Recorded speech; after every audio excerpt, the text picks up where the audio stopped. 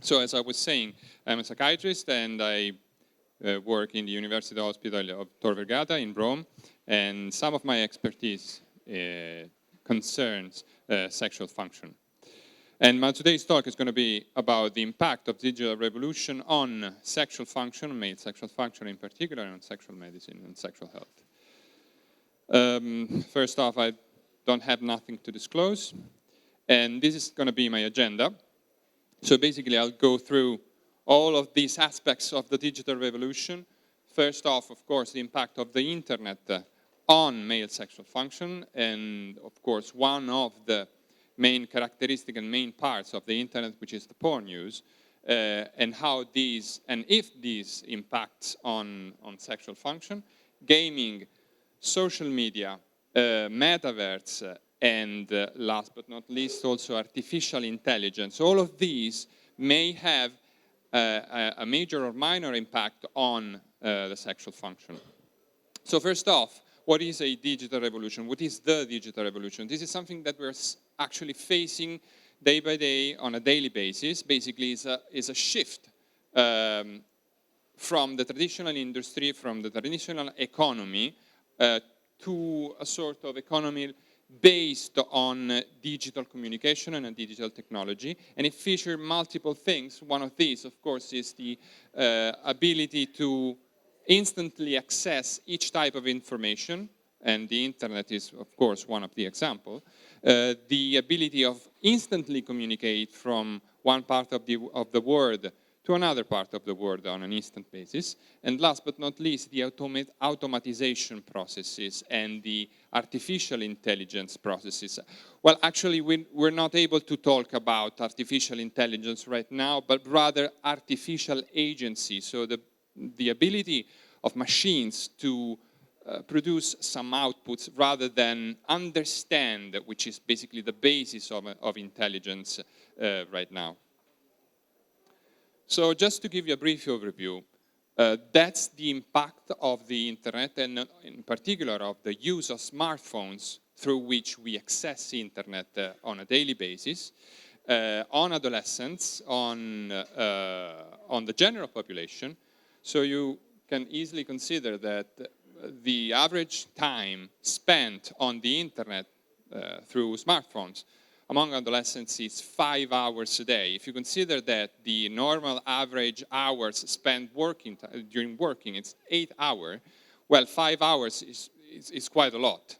So you can easily understand how these may have an impact on multiple behavioral aspects of the daytime, of the human daytime, and of course also sexual behavior.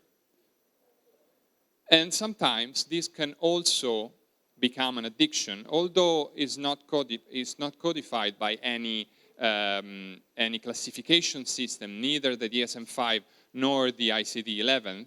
The problematic internet use is definitely a thing. It's also defined as a behavioral dependence, together with gaming, together with gambling, together with hypersexuality. It does come also with sexual manifestation, meaning that it can have also a sexual impact. In fact, as all dependencies, from substance dependence to behavioral dependencies, it relies on the dopaminergic system, which is the one explained by the mesolimbic pathway, of course, the one relying on the midbrain, starting from the ventral tegmental area up to the basal ganglia, in particular the nucleus accumbens, and is the one responsible for pleasure, of course, and it's also the basis for sexual function. And you can easily understand how this sort of dependence can also cause sexual manifestations, and one of these might be, for instance, the overall reduction of libido, the overall reduction in satisfaction, and loss of interest in partnered sexual intercourses. Of course, it does come with some characteristics. One of these is the excessive use of the internet, abstinence symptoms, meaning that if you don't pass at least 5 hours a day on the internet, whatever content you may want to look for, it's going to be having some manifestations, some symptoms, there can be a tolerance, meaning that you want to consume more and more. So let's say today is 5 hours, the next week is going to be 6, and so on and so forth. And it does, of course, have effects on health. Psychiatric comorbidities is not just sexual function, but multiple psychiatric comorbidities. One of these is, of course, depression, anxiety, and so on and so forth. And just to give you a general idea of how much problematic internet use is, it's among the general population. It's like the prevalence is 1 to 9% of the cases, and it goes up to 30% of the cases if in special population, the one, of course, who are under pressure, and one of these, and you probably know something about, are the medical students. Okay. Internet does not have only a direct impact on sexual life and on sexual function, and on male sexual function, of course, but it does impact sexual health and sexual medicine also through an indirect way. So basically, when we have a complaint, which can be a general health complaint, or more specifically also a sexual health complaint, we basically go to the Google, which in this case may be called as Dr. Google or WebMD or whatever you want to call it, and you basically type your complaint on the search bar. Why do you do this? Well, basically because it's totally free, or it's highly cost-effective. There's no need of booking, whereas if you go to a specialist doctor, you have to book in advance, and sometimes even much more in advance. Oh, sorry. I'm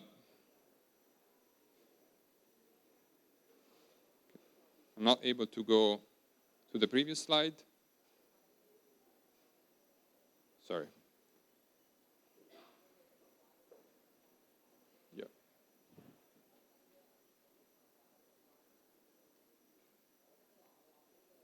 No, it's going forward. Well, anyway, the fact that I was saying is the fact that you basically go to the Google. You type whatever you want to look for, and you do this because it's highly cost-effective. There is a high sense of privacy, because if you go to a medical doctor, even though there's the sort of professional secret, you have to disclose private content, and you may feel embarrassed for doing this. And that's why you basically do this just at your home, feeling comfortable and looking for your complaint on the internet. And that is going to be impacting your life and of course having also some psychiatric manifestation, because what Google does is basically highlighting pessimism and rare case scenarios that sometimes are not reflecting the reality. So that's why, and plus, sometimes are even biased responses, because the ones who type responses, Yahoo Answers is one of those, Google Answers are another one of those. All of these people on the forums are not medical doctors, meaning that they don't have a single clue of what sexual function is and what is a right answer for the particular guy, which changes from guy to guy, from patients to patients. Well, that's why there should be some certified platforms, and one of these, and it was in the previous slide, is the one that has been developed by the ESSM, which is the European Society of Sexual Medicine, where they basically provide sexual education on the internet, which is certified, and sometimes even sexual health telemedicine, where specialists can basically talk to their patients and give some certified and mostly evidence-based informations. However, internet is not only accessible, affordable, and anonymous, but it's also highly addictive, and we actually covered in the problematic internet use, and it's sometimes even aggressive. This is a quote that I like quite a lot, and it comes from Scrubs, and you have from Dr. Cox, saying that if you one day remove all the porn content on the internet, there should be one single site saying and claiming, please, bring porn back. And why is that? Because porn can be highly addictive, and this is why it might be highly addictive, because it's constantly updated. There's wide choice, and sometimes, and most of the times actually, video are more than photos, and videos can actually are able to increase the arousal more than photos. This leads to a dopamine outburst, which definitely leads to a self-reinforcement, and of course, last but not least, an abnormal reward circuitry system, which definitely leads to a dependence. Dependence, in turn, may lead to what it has been defined as a vicious circle, which starts with obsession for new material, lack of interest in partnered intercourse, of course, couple distress, masturbation as a self-defense, search for new materials, and starting all over again, obsession for new materials. This is mediated, again, via the dopaminergic system, and in particular through the D1 receptors, which are the dopaminergic activating receptors, which lies on the mesolimbic pathway, again, the one that goes from the ventral tegmental area to the nucleus accumbens, and is the one responsible for substance abuse and for multiple other things in psychiatry. In fact, it's the one responsible for delusions and hallucination, and that's why people with schizophrenia or psychotic spectrum disorders have also sexual manifestations. So to the question, does porn hurt? Does porn have an impact on sexual function? Well, there is a sort of a spectrum to answer to this question. In fact, with this study, the authors have shown that there can be three different profiles. The one of people which are defined just as recreational users. The second one is the highly distressed but not compulsive users. So there's no impact on on functional abilities. And last but not least, the compulsive users, which are the ones that basically use porn on a compulsive basis. Well, all of these people have characteristic sexual function. In particular, the ones who are defined as compulsive users have the least sexual satisfaction. They have the highest sexual compulsivity, of course. They have the highest sexual avoidance. And last but not least, this is very significant, they have the worst sexual dysfunction. Of course, this is reflected by who these people are. A sexual compulsive user, porn compulsive user are basically they have a single relationship, basically. They're not dating anyone, and they're not committed to any relationships. So to respond to the question, does porn hurt? Well, overall, there is no clear relationship between the hours spent on porn websites and sexual function, in particular in male sexual function. This is until a certain threshold. If you pass the threshold and you basically become a compulsive user, then, of course, your sexual function is going to be impacted in a very bad way. And also, this relationship is not even the same from males to females, because sometimes there's also evidence showing that in certain cases, women can benefit from porn use. In fact, it has been demonstrated that sometimes their sexual function may be ameliorated. And this, it's also happening after the COVID era. So basically, back in the COVID times, let's say 2020, 2022, there was a high porn use, and this was especially happening in Italy, where Pornhub, one of the main porn sites, has given free access to their content because of the loss of lives that Italy was facing back then. But even after that, even after the high amount of porn news, there was not an increase, a direct increase in sexual dysfunction among the population of Italy.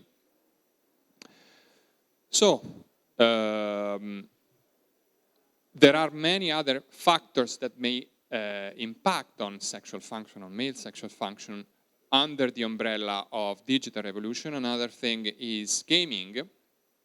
Basically, gaming can impact on multiple health outcomes.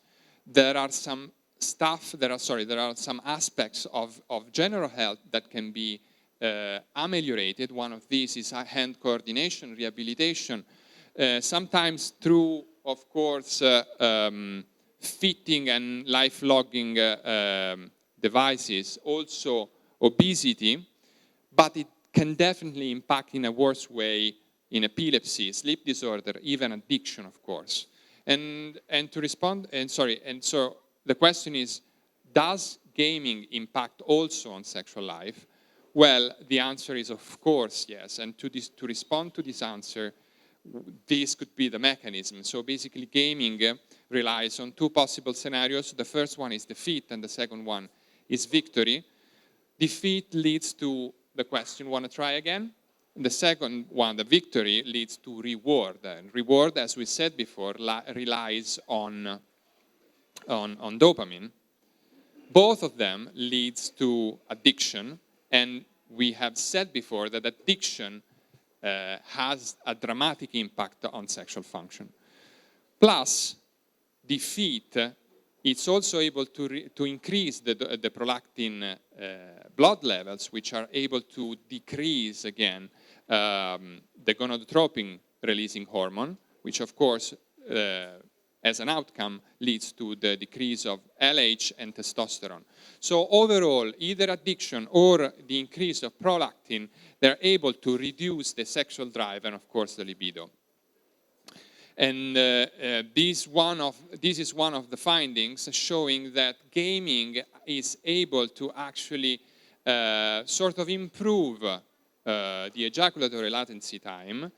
In fact, we can actually see that these people, the people who consume game for the vast majority of their time, have the least PEDT, so premature ejaculation diagnostic tool scores, compared to non-gamers.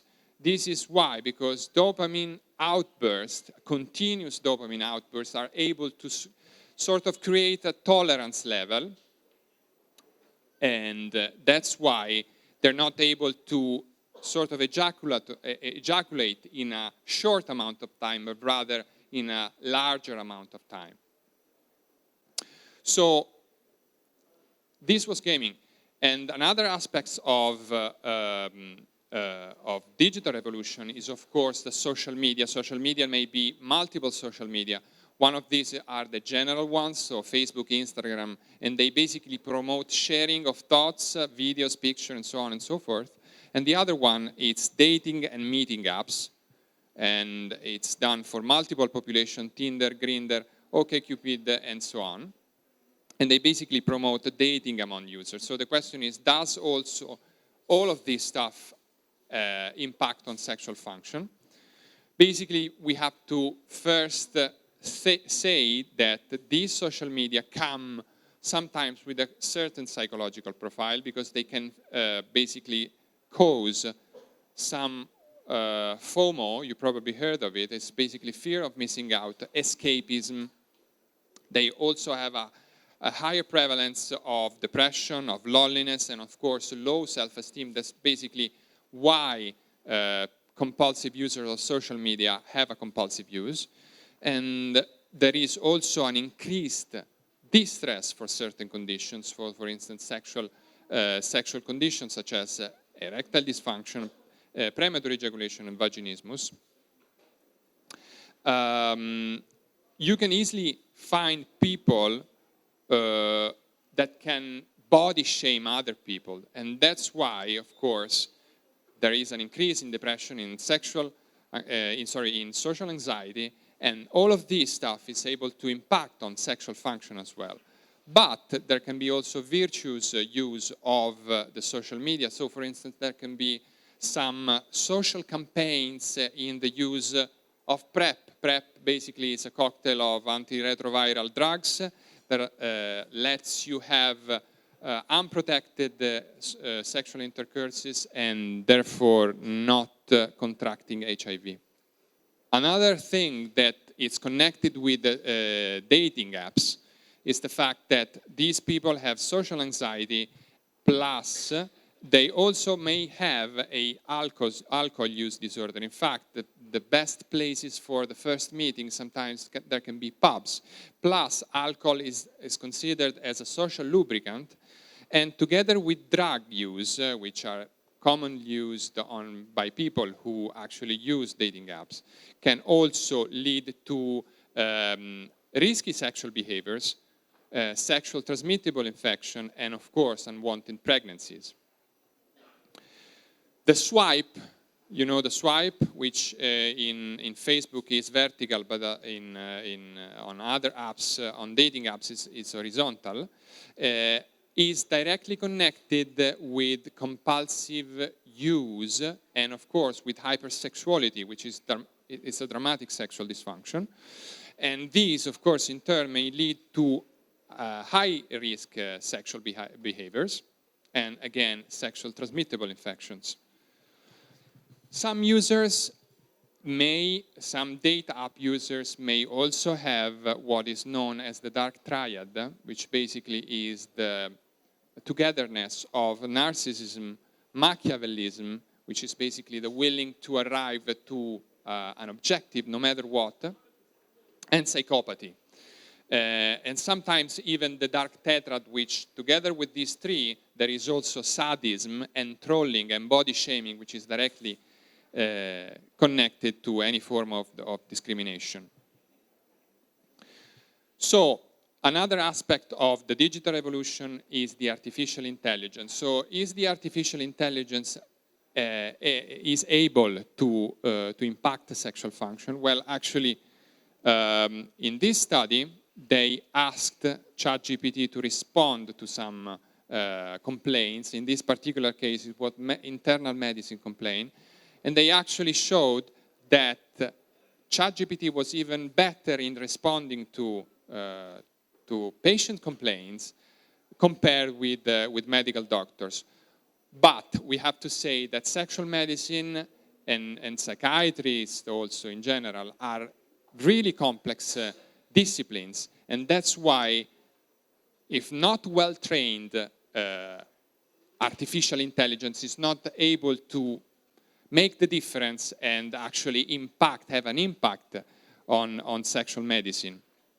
So that's why we, with our group, we try to sort of train a model, a ChatGPT model, giving them multiple publications of our group, basically divided into female orgasm and premature ejaculation, and basically 80 publications. That's why it has been developed Endosex Alia, which is basically a chatbot responding only to these two complaints, sexual complaints, premature ejaculation, and female sexual orgasm.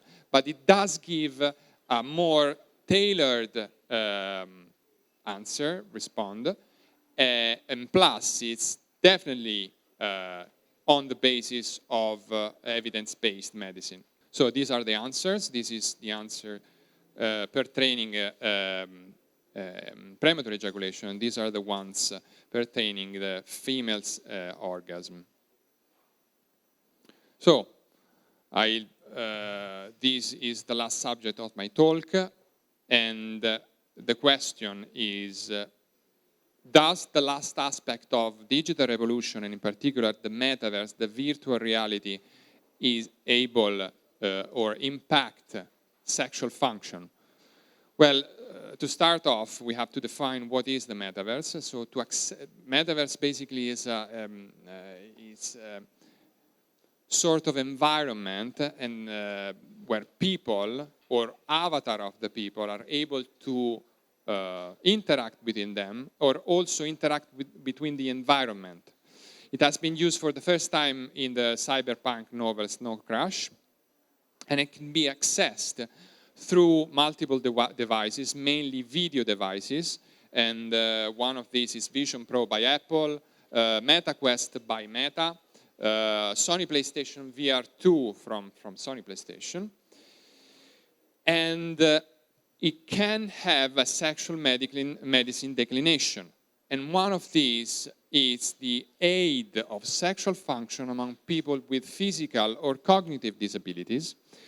So these are basically the distinctions of multiple metaverse scenarios. So the first one is the augmented reality, where you basically see a real-life scenarios, but it's augmented with some 3D features. Live logging is what you basically do when you wear wearables like Samsung Watch or Apple Watch and so on and so forth.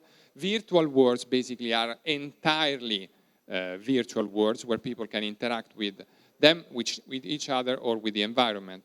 Well, in these cases, people with handicaps, with physical disabilities, cognitive disabilities, especially through the aid of sexual assistance, can discover sexuality, can talk about sexuality, and overcome their physical or cognitive disabilities. But you can easily understand that these people are in danger of cyberbullying, of cyber abuse, and that's why there should be a need of protected and sure and safe environments in order not to be attacked by some scam users or pirates on the internet.